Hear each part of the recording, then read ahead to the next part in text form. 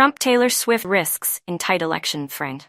The escalating feud between former President Trump and Taylor Swift could impact November's election as Democrats seek to use Swift's endorsement of Vice President Harris as a turnout mechanism. Trump made headlines Sunday when he posted, "I hate Taylor Swift" on Truth Social, creating waves on both sides of the political spectrum. Democrats were quick to say Trump's comment would come back to haunt him in November, but the data over Swift's potential impact on the race is mixed. More than 400,000 people visited vote.gov in the 24 hours after the pop star endorsed Harris in a post that linked to the voter registration website. But it's unclear how many of those people will actually back Harris. An ABC News or Ipsos poll released Monday found that only 6% of voters said Swift's endorsement for Harris makes them more likely to support the vice president, while only 13% of voters said it makes them less likely to support Harris. 81% said Swift's backing makes no difference, according to the poll. Trump kept the Swift endorsement in the news with his Sunday post, though a second apparent assassination attempt quickly pushed the Trump-Swift fighting off the top of the news cycle. Swift has not responded to the latest social media message from Trump. The biggest question surrounding Swift's influence could be whether the singer will have an impact with younger voters in the presidential race. This category of voters is less likely to vote in the first place, and in a tight election, it could be the difference in states such as Pennsylvania, North Carolina, Arizona, and Georgia. The hidden power of her endorsement is that she provided basic voter education in both her call to action to register to vote and her encouragement to research the candidates and make informed decisions, which are both critical steps to preparing to vote and may not be that obvious to young voters who are new voters, said Carolyn DeWitt, president and executive director of Rock the Vote. Swift endorsed Harris just after the first and perhaps only debate between Trump and Harris ended last Tuesday night, arguing that the vice president is a steady-handed, gifted leader, and saying that she believes we can accomplish so much more in this country if we are led by calm and not chaos. Political online engagement skyrocketed in the wake of Swift's endorsement.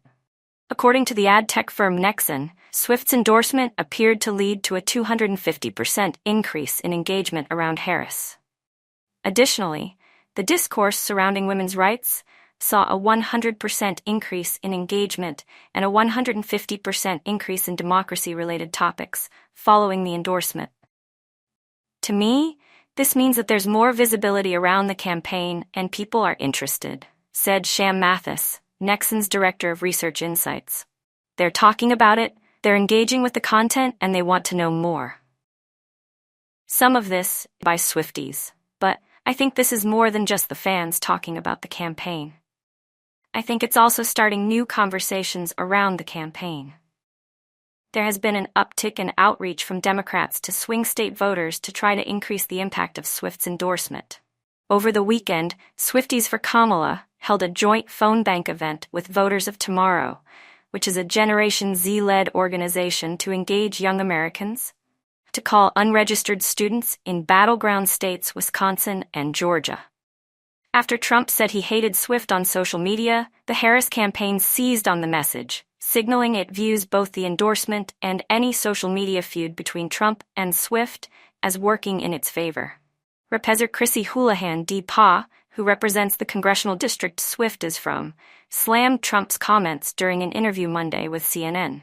"I was at an event last night where we were in fact talking about Taylor Swift, and I think this just piles on to the other offensive and divisive rhetoric that comes from the former president," Houlihan said.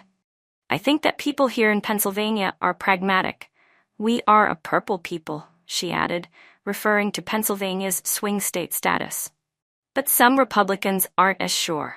Trump has always sought out public feuds with celebrities, encouraging his culture war-loving supporters and offending his detractors who find it beneath the dignity of the office and reflective of a divisive, unserious leader, said GOP strategist Bruce Melman, a former official under President George W. Bush.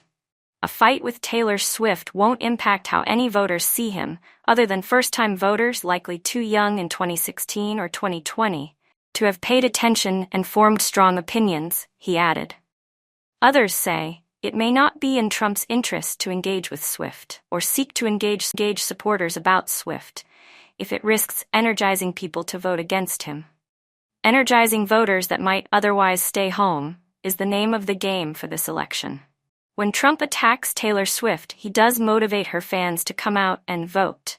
But more importantly, he reminds undecided voters that he doesn't stick to policy or have a serious approach to this election. Said Andrea Riccio, a Democratic strategist and founder of Velocity Partners.